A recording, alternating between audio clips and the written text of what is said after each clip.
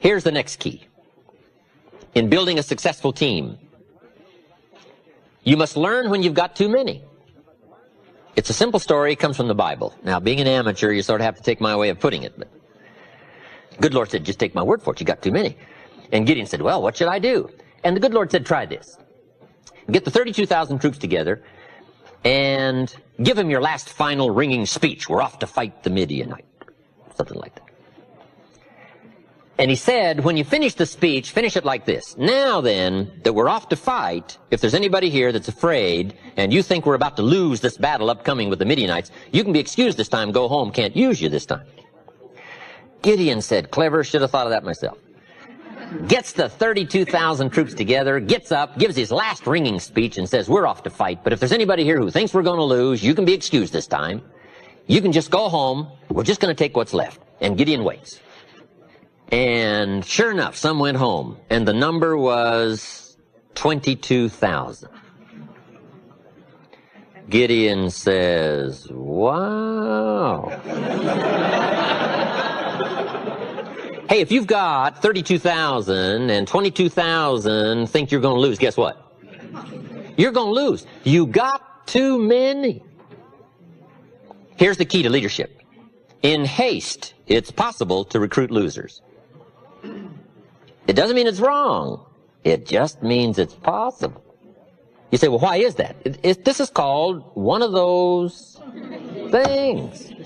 When you're moving, no telling who you collect, right?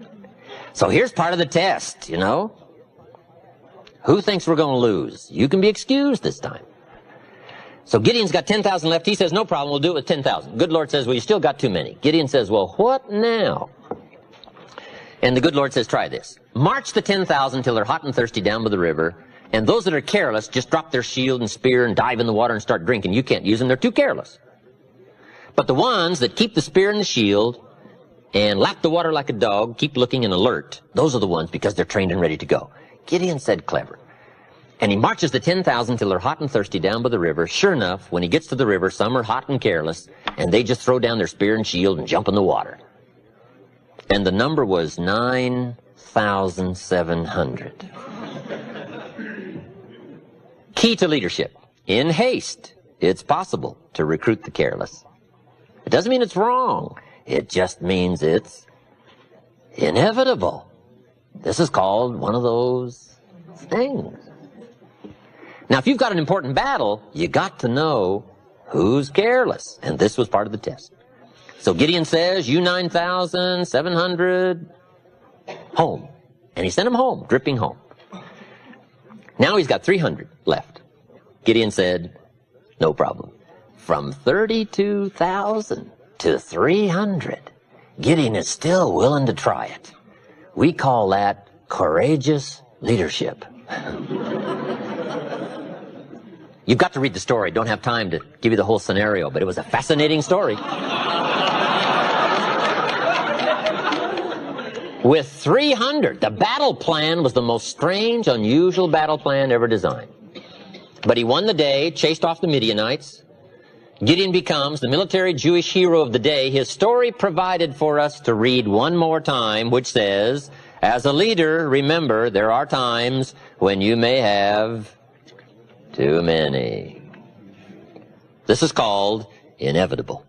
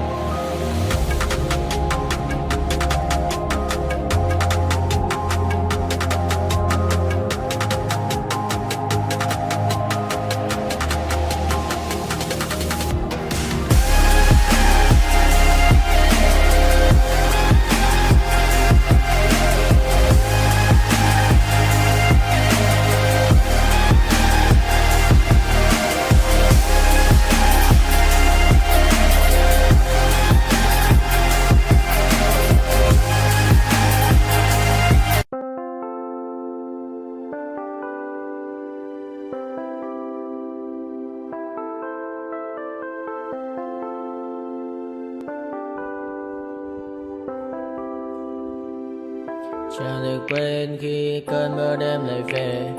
Em đã quên lời thề và ta như đông chìm sâu, không còn mới em anh nhận màu. Em chỉ cần mơ đâu bye bye. Chỉ còn là những cơn mưa vô giá cho bên mơ em không mơ anh. Anh một đêm mơ chỉ cần bên em không được cần nhớ và chỉ có em không muốn nhớ và người ta bên nhau như ngã tớ. Muốn nhớ về say em chỉ có mấy em ở đây và anh như muốn chết đi nhưng không muốn em mơ mày. Tình yêu làm cho ta đau đầu cùng em như nằm hâm mộ. Anh như đeo mong cầu và mưa bên em ngủ sầu. Chào các bạn mai em mơ chỉ có bên em nhưng là khó mơ.